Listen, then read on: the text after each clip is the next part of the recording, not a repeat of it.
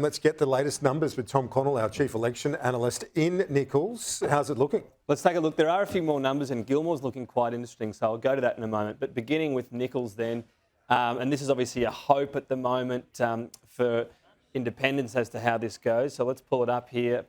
Seat of Nichols, there it is, found it eventually. So you can see nearly 1% of the votes come in so far. So far, how big is the vote of Rob Priestley? So this is crucial in how much of a flow he gets. Remember, though, we've got the Liberal Party running as well. So with the sort of preference flows on that very early count you get to the National Party, you would see them on those numbers. That's enough of a help, if you like. The issue right here is all these numbers are on matched swings. So we're comparing booth to booth. And on that so far, you are seeing a significant downfall from the Nats. The good thing from them is the Liberal Party sweeping it up. The interesting vote that's gone down here is One Nation, so Rob Priestley sweeping that up. So it's a bit early to say anything. It's fair to say there's a lot of vote churn. At the moment, we still have the Nats' very early numbers up in that seat. I want to look at Gilmore, though. This is looking quite interesting. There's a bit more of this count that has come in so far as well. This is where Andrea Constance is trying to win this seat from the Labor Party. What's interesting about this primary vote? First of all, we're at 2%, so we're getting some pretty significant numbers. And these numbers are coming in from the north and the south. So not just the southern booths where he's more popular, but the north as well. What's interesting is if you add last time the Liberal and Nationals, the Nationals are not running this time. They were about 42%. So Andrea Constance, yes, he's up, but he's holding up the LNP vote. The problem at the moment on these numbers is Labor's losing some vote. And they're losing it partly to One Nation as well as the independent there. So the problem on these numbers is Labor would naturally go backwards on two-party preferred. These are early numbers. We're not saying this is where the seat's headed, but that would be the problem if those sorts of numbers continued.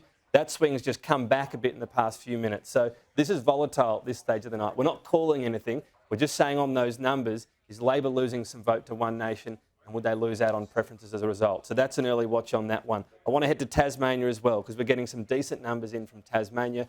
First of all, in Bass, we're getting some votes in, 1.34%. Now, so far, Bridget Archer ahead. She has got some booths in which are normally very friendly to her. So you can see the actual percent, even though she's very high there, 0.52 down compared to how she'd normally go in that booth. Again, the interesting story, though, is not so much her vote, but at this very early stage, the Labor vote, down 9%, the Greens similar. So you're seeing the Jackie Lambie network enter and take a lot of vote off the Labor Party. That could be a problem for Labor. Yes, they'll get some of those preference back.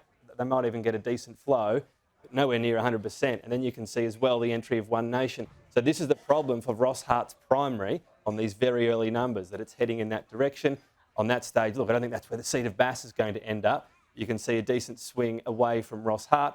And again, we're saying too early to tell. BRADDON, the other one. So Bass, remember, was held by less than 1% for the Liberal Party. BRADDON held by about 3%. So 1.62% of the vote. Not nothing. Gavin Pearce, a lot of this vote. Again, we've got matched swings here. So how is he doing in these booths compared to normal?